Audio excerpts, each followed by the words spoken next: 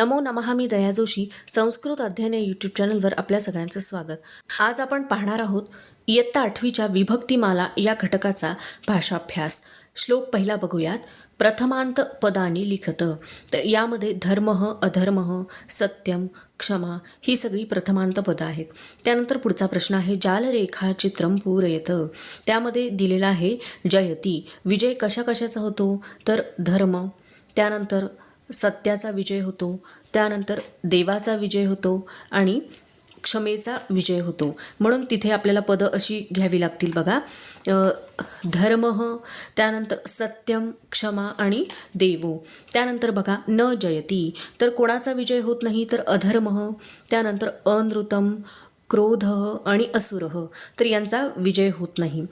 त्यानंतर बघा श्लोक दुसरा. द्वितीयांत पदानी लिखत. तर यामध्ये द्वितीय विभक्तीतली पदं कोणकोणती आहेत तर देवम, त्यानंतर कृष्णम, जगद्गुरुम हे सुद्धा द्वितीय विभक्तीतलं पद आहे. त्यानंतर पुढचा प्रश्न आहे जालरेखाचित्रम पूरयत. त्यामध्ये श्रीकृष्ण जो आहे तर त्यांच्यासाठी कोणकोणती विशेषणं इथं वापरलेली आहेत तर ती आहे वसुदेवसुतम, कंस चाणूरमर्दनम, देवकी परमानंदम, जगद्गुरुम. तर ही पदं जी आहेत तर ती श्रीकृष्णासाठी वापरलेली आहेत. त्यानंतर श्लोक तिसरा. तृतीयांत पदानी लिखत. तर ह्या श्लोकामध्ये जी तृतीय विभक्तीतली पदं आहेत ती आपल्याला लिहायची आहेत. तर ती आहेत विनोदेन, कलहेन, व्यसनेन अशी तृतीयांत पदं आहेत. त्यानंतर पुढचा प्रश्न आहे समानार्थक शब्दान मेलयत. तर विनोद याचं समानार्थी होईल मनोरंजनम, मूर्ख मूढ, निद्रा शयनम, व्यसनम दुरभ्यास. त्यानंतर प्रश्न तिसरा आहे एकवाक्येन उत्तरम लिखत. या प्रश्नाचा अर्थ असा होतो की तुम्हाला एक वाक्यामध्ये उत्तर लिहायचं आहे. काही मुलं एका शब्दात लिहितात पण ते चालणार नाही, तर एका वाक्यातच उत्तर लिहावं लागेल. त्यामधला पहिला प्रश्न आहे धीमतां कालः कथं गच्छति. तर बुद्धिवंतांचा काळ कसा काय जातो, कसा व्यतीत होतो तर धीमतां कालः काव्यशास्त्र विनोदेन गच्छति असं त्याचं उत्तर येईल. त्यानंतर प्रश्न दुसरा आहे मूर्खाणां कालः कथं गच्छति. तर मूर्खांचा जो काळ आहे तो कसा व्यतीत होतो तर मूर्खाणां कालः व्यसनेन निद्रया कलहेन गच्छति. त्यानंतर श्लोक चौथा आहे चतुर्थ्यंत पदानी लिखत. तर चतुर्थी विभक्तीतली जी पदं आहेत तर ती तुम्हाला लिहायची आहे. तर ती अशी आहेत बघा.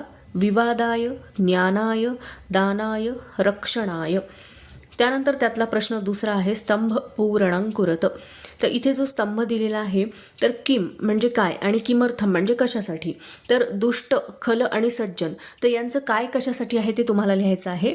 तर बघा विद्या कशासाठी आहे खलस्य म्हणजे दुष्टांची विद्या, विवादाय, त्यानंतर सज्जनस्य ज्ञानाय आणि धनम, खलस्य धनम मदाय आणि सज्जनस्य धनम दानाय.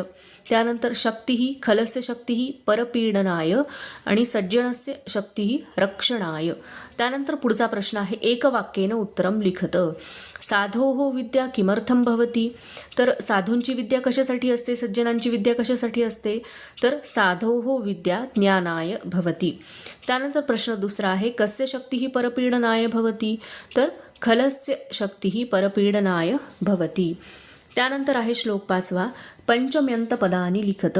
पंचमी विभक्तीतली पदं तुम्हाला लिहायची आहेत. तर ती आहेत तैलात, जलात अशा प्रकारे. त्यानंतर पुढचा प्रश्न आहे जालरेखा चित्रम पूरयत. यामध्ये दिलेलं आहे पुस्तक रक्षणम.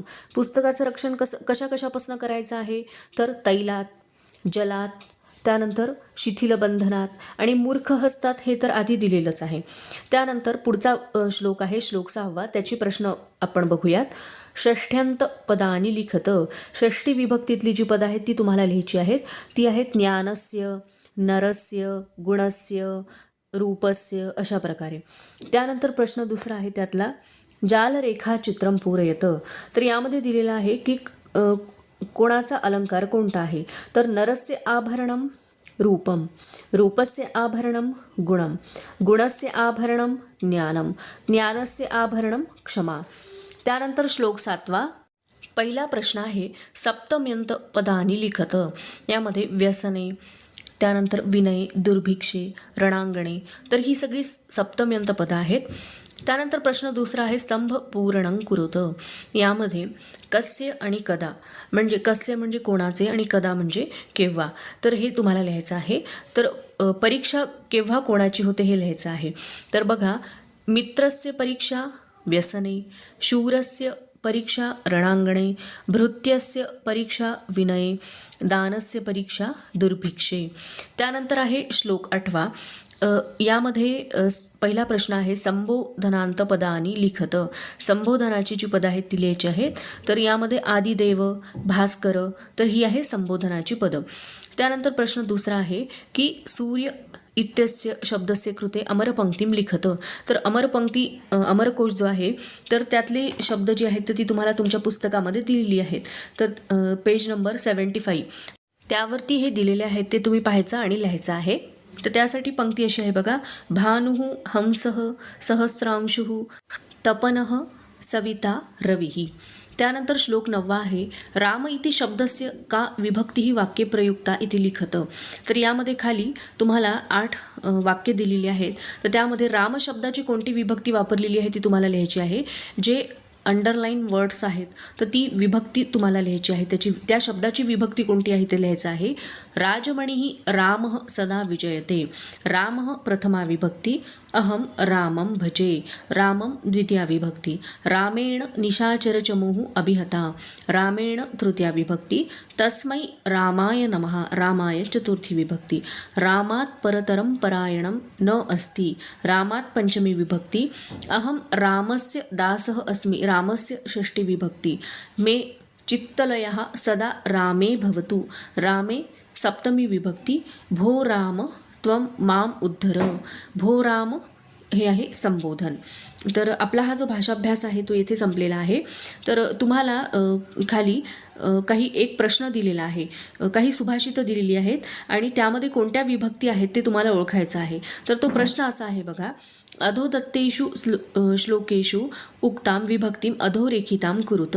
तर खाली जे सगळे सुभाषितं दिलेली आहेत तर त्यामध्ये जी विभक्ती सांगितलेली आहेत तर ते शब्द जे आहेत ते तुम्हाला अंडरलाईन करायचे आहेत.